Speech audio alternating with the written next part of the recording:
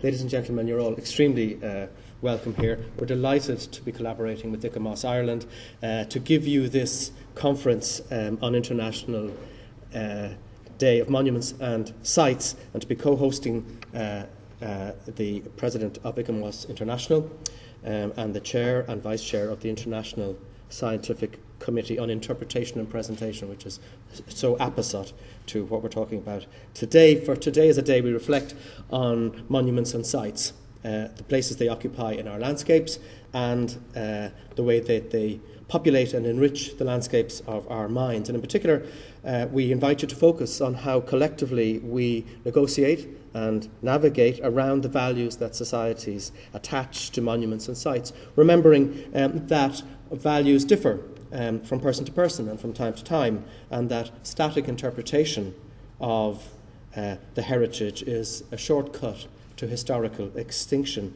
In Ireland, I think we have tended to be quite static, as the Minister has said, in the way we manage and present our heritage. I think it's partly because of our colonial past that we have tended to draw the cloak of sanctity over the relics of the past, and in so doing we've forgotten how to enjoy them as part of our, if you like, as part of our ordinary day-to-day lives as such.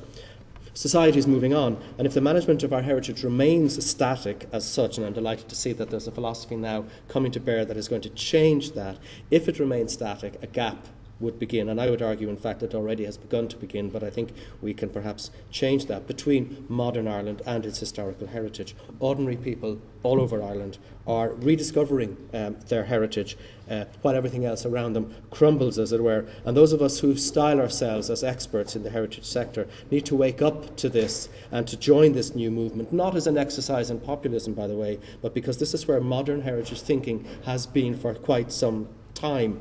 The theme, therefore, running through today is about people and their heritage. Who authors the heritage?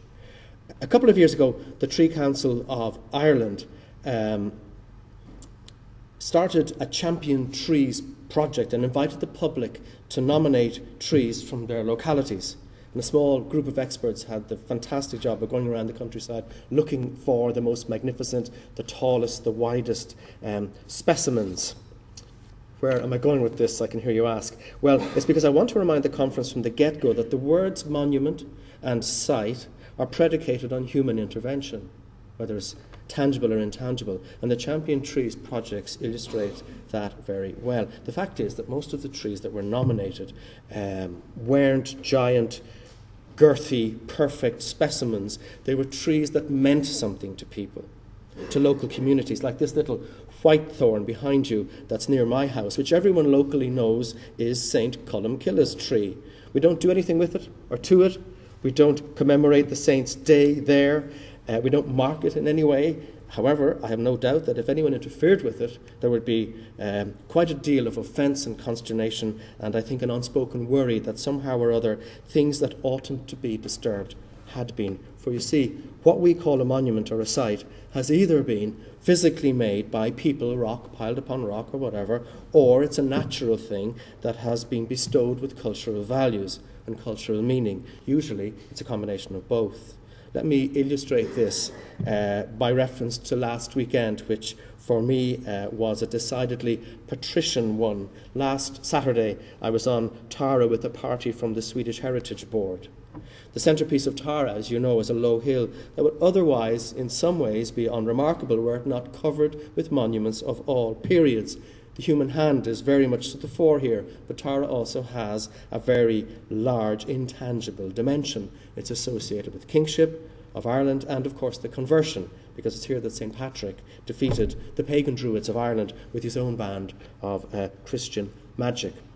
The next day, I climbed Crowpatrick in County Mayo, the proverbial Duracell bunny, where St. Patrick fasted and prayed. It's a beautiful mountain, as you all know, overlooking the exquisite Clew Bay, across the Clare Island, out to the Atlantic. It's a sacred place, and its iconic status in Irish life is nothing short of monumental.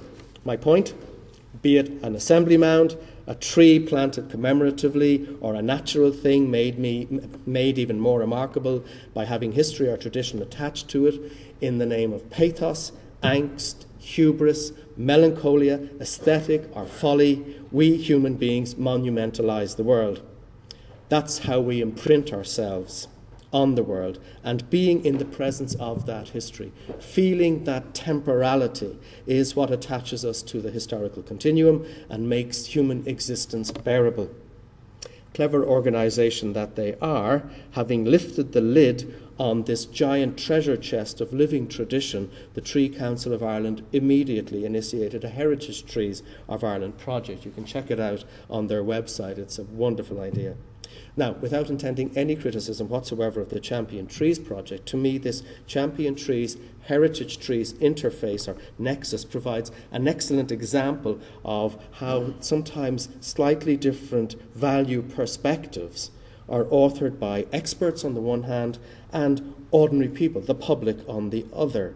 And it speaks very eloquently, in my view, to the phenomenon of what you might call value authorship. How do you create value and put value on things? How does that occur? Well, value in this context is authored, conferred, and maintained by ordinary people, experts, and lay people alike.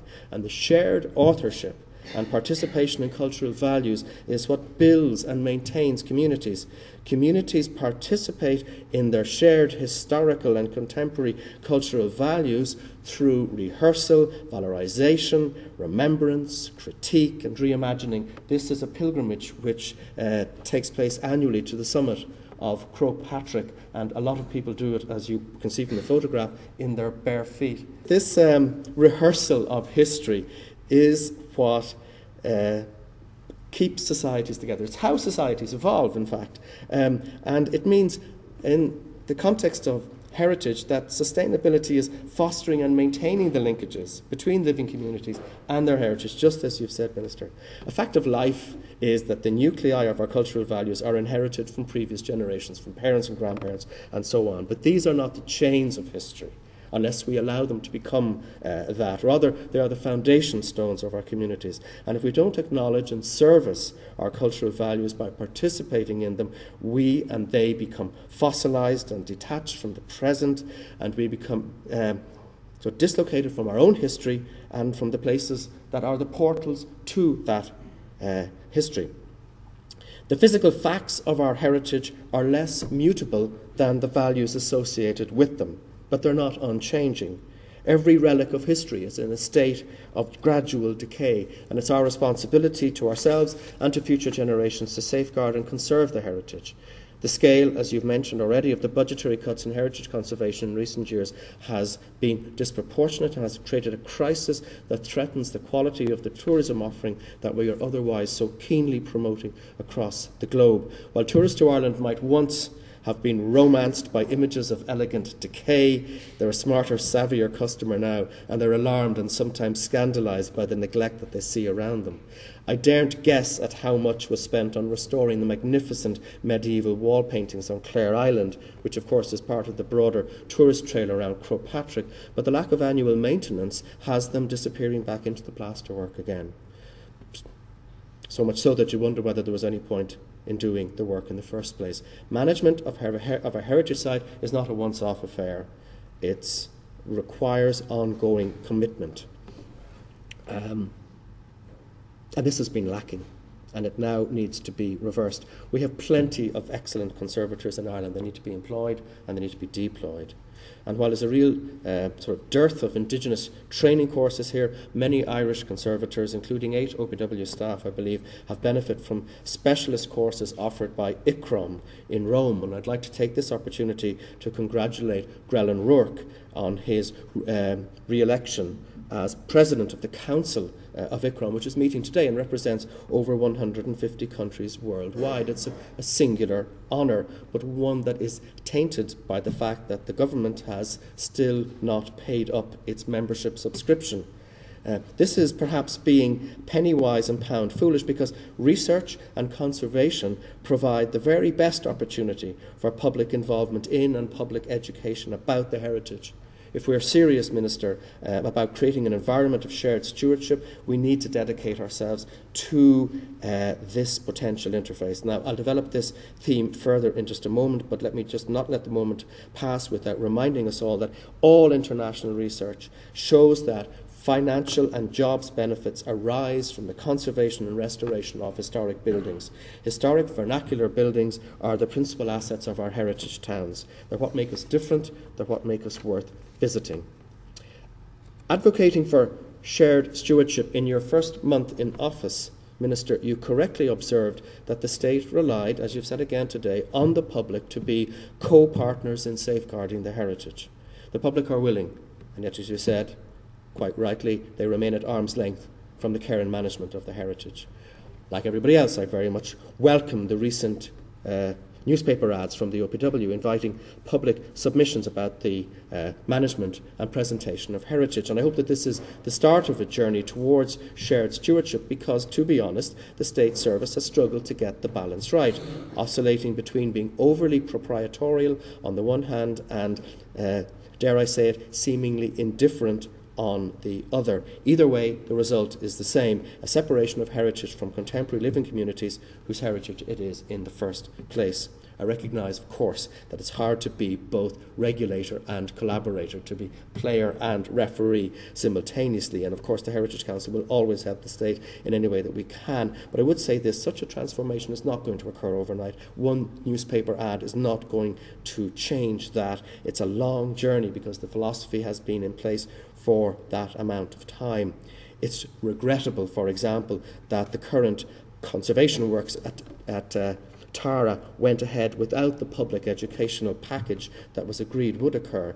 The notice on the fence, however well worded, is no substitute for what was planned. And I think an opportunity to introduce the perfect platform, as it were, for the current conservation plan project was needlessly squandered. We'll get over that, and we'll try to make sure it doesn't happen again, so that the magical open-air classrooms that places like Tara and Crowpatrick and others represent is fully realised as such. The Heritage Council has never lost sight of its public. In fact, I see this as one of its primary roles and its primary strengths. On the scale of things, our efforts are modest, our budget contracting at an alarming rate. But imagine a heritage sector without the Heritage Council. Imagine a heritage sector with none of the grand schemes we've created. No heritage officers, no county heritage forums, no heritage in schools programme, no village design statements, no public realm plans, no museum standards programme, no Heritage Week. 600,000 people participated in Heritage Week in August and September of 2011. And if I paint a gloomy picture, it gets worse. Think of how vital the very modest support that we give to bodies, to other bodies, is to their very survival. And imagine a world without the Irish Landmark Trust, for example, the Woodlands of Ireland, the National Biodiversity Data Centre, and so on. You've heard me quote Robert Palmer from the Council of Europe before, but it's worth quoting him again. A heritage that is, he says, disjointed from ongoing life has limited value. Heritage atrophies in the absence of public involvement and public support. He goes on to say, this is why heritage processes must move beyond the preoccupations of the experts in government ministries and the managers of our public institutions and include different publics who inhabit our cities, towns and villages, to which I would add our landscapes as well. If we want heritage to keep delivering, we need to invest in a new philosophy. Irish people, as you well know, are very well attached to their home place and draw pride from it. Its history and its foibles, its eccentricities in such places are not discordant. They're seamless tapestries of past and present where the old sits comfortably alongside the new, stitched and restitched together by the people who live there. This is human life, and to deny ourselves that type of earthing would be foolish. Abandoned and neglected ancient ruins lose their purchase on the present. Conserved and restored buildings, however, can equally struggle to hold their place in the modern world if the process of conservation does not engage with the local community and if the building is returned, as it so often has been, to the public as a mute, remote, untouchable icon of an ill-understood past. I would encourage, as you have, Minister, the state to think much more widely about the range of uses to which historic buildings might be put. In the past, we have tended almost to sacralise particular monuments, plucked, as it were, out of the humdrum stuff. Now, of course, we are alive to the fact that such would be like valorising the best-looking teeth in your mouth and neglecting the rest, or thinking that only the pearly ones are really valuable. They're not. Their work is a set, as we all know. I'd like to finish by setting out a vision. Imagine if, instead of occurring behind hoarding and fences, conservation projects were seen as educational opportunities, acknowledging the fact that the public find the process and the science of conservation totally absorbing. Imagine if this fascination were harnessed always by developing educational packages around such work, so that in the end, as well as having a conserved or restored relic of the past, you also had a better educated, better connected public who understood, inter alia, the principles behind conservation and the value of heritage to their daily lives. And imagine, if you dare, carefully removing the cloak of historical sanctification from the ruins of our towns and villages and using them in a more routine way so that people can once again make them their own. Thank you.